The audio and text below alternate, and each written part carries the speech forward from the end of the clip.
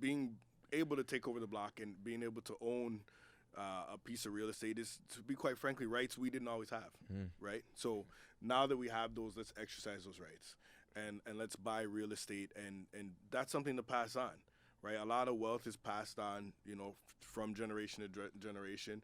When people pass away, they need to leave wealth. What can you leave them?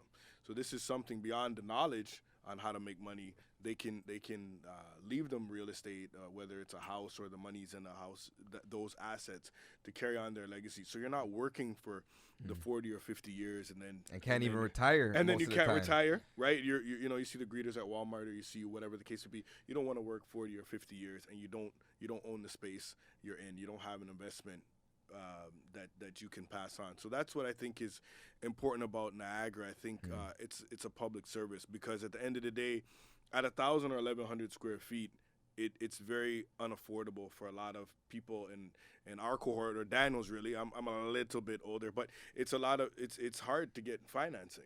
So they can go to Niagara, put less money down on a product that's probably going to give you more appreciation over time, because of the price point that they're getting in at.